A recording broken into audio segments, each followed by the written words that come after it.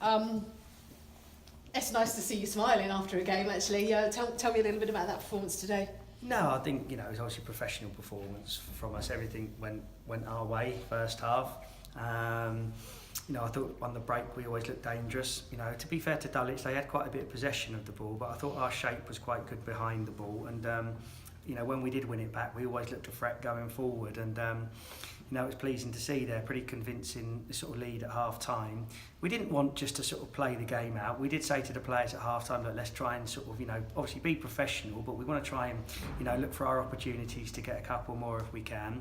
It didn't actually sort of pan out like that second half. I didn't think they really troubled us too often, but perhaps, in an ideal world, it would have been nice if we could have provided sort of more entertainment second half. But, the game of football doesn't always work out like that. But I think we've got to be very satisfied with a home victory. That was the aim, the sole aim today. We were very much aware of our poor home record over recent months, and we really wanted to sort of try and get a win at home today. And I think we obviously 4-1's a great victory for us.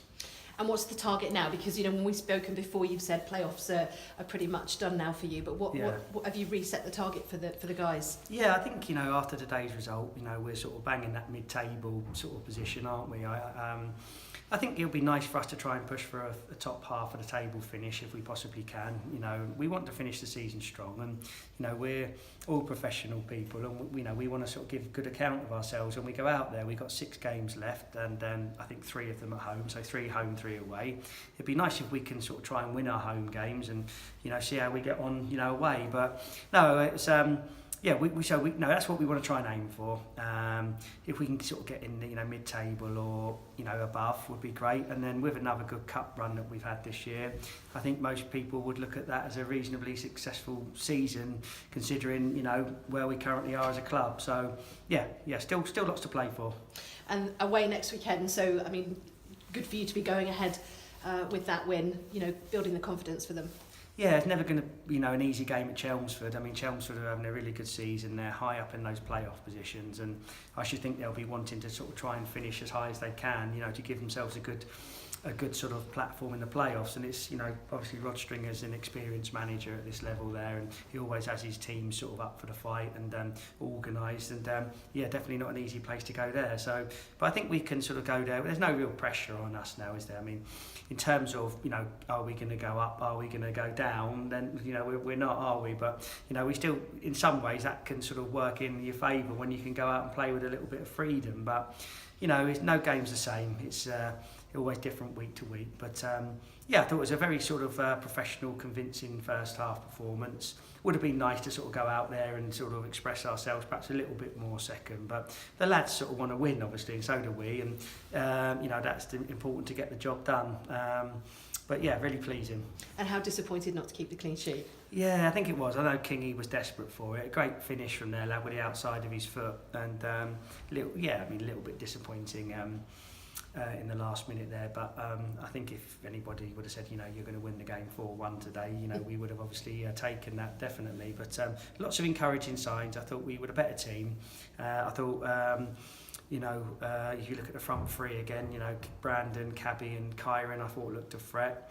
The midfield balance looked good with Jack Rees and Josh Ashby in there, and back 4 were pretty solid, so pretty good team performance. I thought Joe Osler was outstanding, at the back centre half today. I mean, he looked like a little bit of a player, that can play a level above or two. He was excellent today. His distribution from the back. Second half, a couple didn't quite come off, but very, very good performance from Joe. Delighted with him, and I think he's been a very good signing for us.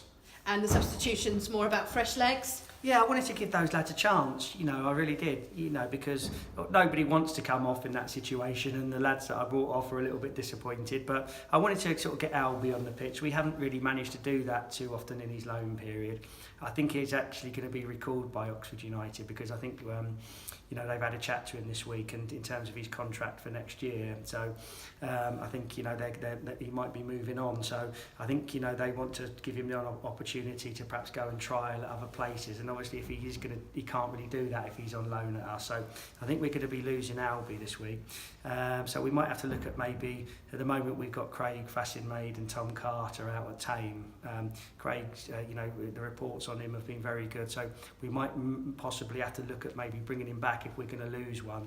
Joel Dielner, his hamstring injury, he's going to keep him out for another 2 or 3 weeks. I wouldn't have thought we'll extend that loan. So we've got to make sure we've sort of got a squad of players to work with for the rest of the season. So we'll have to look at that. But wanted to get Bobson on as well, because Bobson was really bright in these last couple of games, and we wanted to give those lads an opportunity. And if you can't sort of make a few substitutions when you're 4-0 up, it's you're never going to probably be able to. But it was nothing to do with bringing the lads off because they've had bad games and things like that. It was just to sort of give the lads some minutes, really. Yeah. And finally, just on the lads that weren't there, so Ben Jefford and Zach McEachran, what's the situation with them? Yeah, both sort of long-term injuries, unfortunately. Looks like both of them may require an operation.